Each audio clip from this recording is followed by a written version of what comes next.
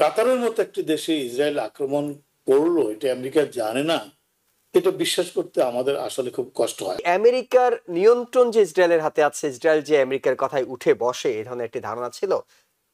সেই ধারণাটাকে কি অনেক বেশি নাড়িয়ে দিল? আমেরিকার আশীর্বাদ ইসরায়েল পাচ্ছে, তেমনি মিডল ইস্টের সঙ্গেও প্যারালেল একটা সম্পর্ক আমেরিকা রাখার চেষ্টা করছে। সত্যিকার অর্থে আমরা মিডল ইস্টে শান্তি চাই, তাহলে ইসরায়েলকেও সেটি ভাবতে হবে, আমেরিকাকেও ভাবতে হবে, কাতারকেও ভাবতে হবে কতটা বিশ্বাস তারা আমেরিকার উপর করতে পারে। কাতারে ইসরায়েলের হামলার পর অনেক কিছুই প্রকাশ্যে আসছে, অনেকে প্রতিক্রিয়া জানাচ্ছেন, অনেকে চুপ থাকছেন। কাতার তার আসল বন্ধু চেনারও একটা সুযোগ পেয়েছে, কিন্তু আমেরিকা যে প্রতিক্রিয়াটি জানিয়েছে সেটি হলো যে আমি জানতাম না, আমার সাথে কোনো আলাপ হয়নি, আমি কোনোভাবে জড়িত নয়।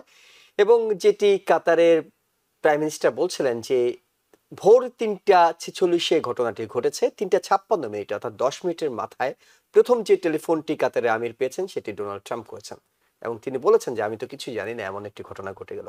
এটি কি আমেরিকার নিয়ন্ত্রণ যে ইসরায়েলের হাতে আছে, ইসরায়েল যে আমেরিকার কথায় উঠে বসে, এই ধরনের একটি ধারণা ছিল?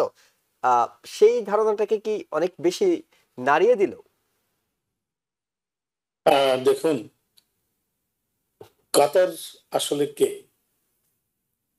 আপনি ইসরায়েল আমেরিকার সম্পর্ক নিয়ে তার আমাদের আলোচনার কিছু নেই, আমরা সবাই জানি, বহুবার আলোচনা হয়েছে। কাতার হলো একটি দেশ,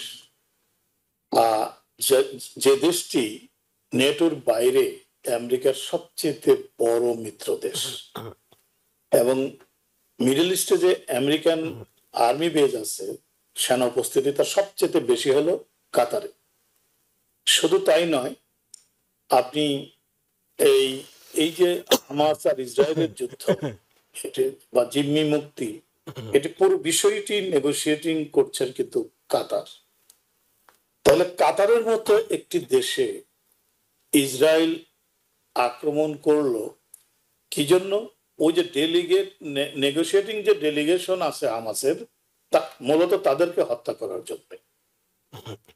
তো এরকম কাতারের মতো একটি দেশে ইসরায়েল আক্রমণ করলো এটা আমেরিকা জানে না, এটা বিশ্বাস করতে আমাদের আসলে খুব কষ্ট হয়। আমি জানি না সত্য ঘটনা কি, কিন্তু আমাদের বিশ্বাস করতে এটি কষ্ট হচ্ছে যে আমেরিকা জানে না।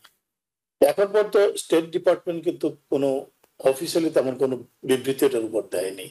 শুধু জানা গেছে যে চেয়ারম্যান অফ জয়েন্ট আর্মির যিনি চেয়ারম্যান, তার কাছ থেকে তিনি প্রেসিডেন্ট জানতে পারছেন, এটি মানে ইসরায়েল তাকে জানায়।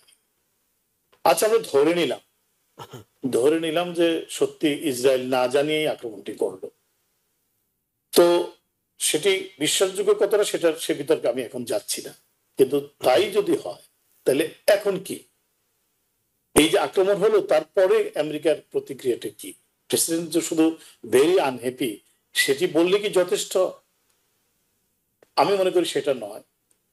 অ্যাকচুয়ালি আমেরিকার মিডল ইস্ট এবং ইসরায়েল প্যালেস্টাইন সম্পর্কে যে আমেরিকার নীতিটা, সেটার একটা ডাবল স্ট্যান্ডার্ড। একদিকে যেমন ইসরায়েল সমস্ত আমেরিকার আশীর্বাদ ইসরায়েল পাচ্ছে, তেমনি মিডল ইস্টের সঙ্গেও প্যারালেল একটা সম্পর্ক আমেরিকা রাখার চেষ্টা করছে। আপনি দেখেন, সৌদি আরব বলেন, ইউএই বলেন, কাতার বলেন, সবার সঙ্গে কিন্তু বন্ধুত্বপূর্ণ একটা সম্পর্ক, এবং প্রত্যেক দেশেই ইউএস আর্মির উপস্থিতি আছে, সেনা উপস্থিতি আছে। তাহলে এরকম একটি অবস্থায় মিডল ইস্টে যুদ্ধ চলছে এবং আমেরিকা প্রেসিডেন্টের কিছুই করার নেই, আমার সেটি মনে হয় না।